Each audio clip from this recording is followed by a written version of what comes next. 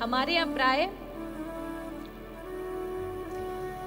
शादी या बालक हो या विवाह हो, उससे पूर्व ही पहले तैयारी की जाती थी।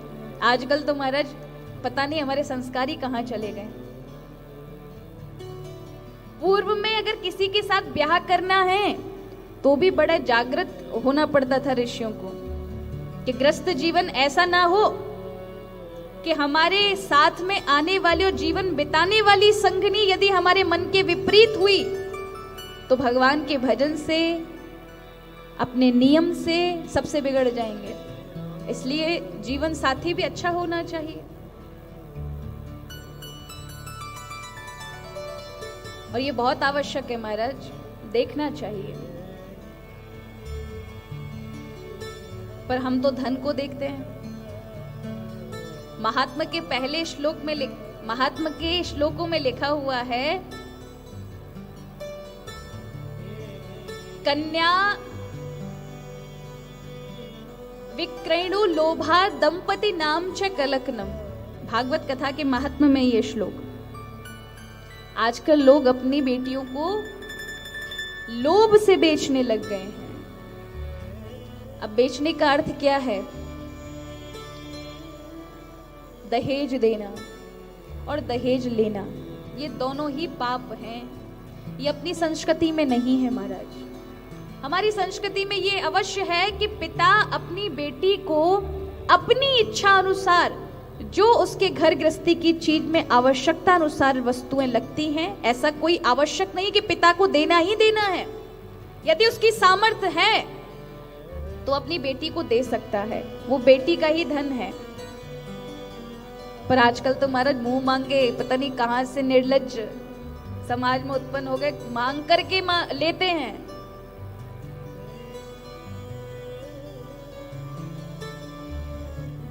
कितना तो चाहिए ही चाहिए। आजकल तो पैटर्न और बदल दिया है दहेज मांगने का। देखिए जी, हम दहेज के बिल्कुल खिलाफ है, हम नहीं लेते। पर देखिए, यदि आप तो पिता हैं, तो जैसा आप कहेंगे हम लेते नहीं। हमारे इतने बराती आएंगे, उनका करना पड़ेगा। और साथ में अगर गाड़ी वाड़ी दे भी देते हो तो ये हम थोड़ी ना, हम तो तीर्थ यात्रा में निकल जाएंगे, आपकी बेटी ही भोगेगी। तरह तरह की बातें। हम तो दहेज के हम मांग नहीं रहे हैं, वो तो बस अगर आप देते अपनी इच्छा से तो आपकी बेटी को ही सुख मिलेगा, हम थोड़ी ना उसको देखें। हम तो बस अब कोई उठाएंगे थैला और तीर्थ यात्रा पे वृंदावन काशी निकल जाएंगे। ऐसे शब्द होते हैं लोगों के। एक थे, उन्होंने कहा, तो वो हमारे शिष्य थे, तो रिश्ता पक्का करने के लिए गए, तो वो आके बता रहे थे, दीदी जी वो तो ऐसे बोल रहे थे कि देखिए हम तो दहेज के खिलाफ, हम दहेज वहेज कोई लेना देना नहीं रखते, पर हमने अपनी बिटिया की शादी में 20 लाख रुपया खर्च किया था, तो आप सोच समझ के कर देना। अब इसका अर्थ क्या है? ये बेचना ही तो हुआ। हमारा समाज कहां जा रहा है? जिन कुरीतियों को मिटा देना चाहिए हम उन्हें बढ़ावा देते हैं। यह आवश्यक है, ये बहुत माता पिता बिल्कुल सब सोचते ही हैं कि हमारी बेटी एक अच्छे घर में जाए, लेकिन हमेशा याद रखिए माता पिता को यह भी सोचना चाहिए कि आप जिस घर में अच्छा दे रहे हैं कहीं वो बेटा पिता की संपत्ति पे तो नहीं है। आप कहीं गलती तो नहीं कर रहे कि आप अपनी बेटी को उसके वैभव को देख करके कि ससुराल का अच्छा वैभव है, लेकिन वो लड़का लायक तो है, लड़की के अंदर बुद्धि तो है।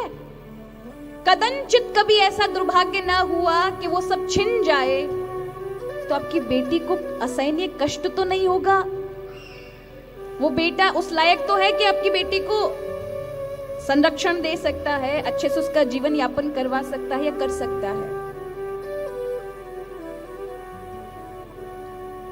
लेकिन हम तो देकर आते ना, बड़े पैसे वाले हैं भैया, उसके पिता ये हैं, बेटा क्या ये तो देखो।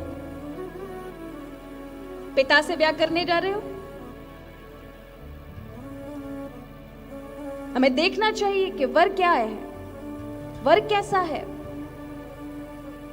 उसके अंदर ये तो नहीं कि पिता की संपत्ति पर बैठकर ही अब जीवन यापन करना है, कुछ नहीं करना। तो ऐसे वर से क्या फायदा जो अपना कुछ ना बना सके। इसलिए आपको शिक्षा लेनी चाहिए कंस से। कंस भले ही दुष्ट था महाराज, पर उसने अपनी बहन देवकी का ब्याह जब किया तो वसुदेव जी को चुना। अब याद रखिएगा, पूरी महाभारत पढ़ लीजिए, भागवत पढ़ लीजिए, कहीं भी वसुदेव जी राजा नहीं है। राजा कौन है? उग्रसेन। और वसुदेव जी राजा नहीं है, उनके पास कोई राजपाट और बहुत कोई वैभव नहीं है, लेकिन उनके पास कुशाग्र बुद्धि है जो हर किसी के पास नहीं है। उनको महाभारत में उनके, इसलिए भगवान कृष्ण के अंदर जो अत्यधिक आप ज्ञानमयी बुद्धि देखते हैं, उसका कहीं ना कहीं कुछ ना कुछ अंश तो वसुदेव जी से ही आता होगा।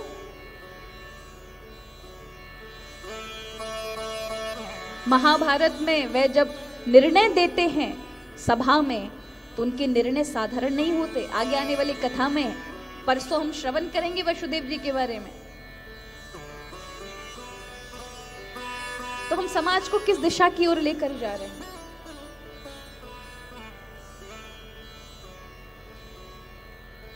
तो विवाह में सिर्फ और सिर्फ पैसा खर्च करना आजकल स्टेटस सिंबल बन गया है हमारा।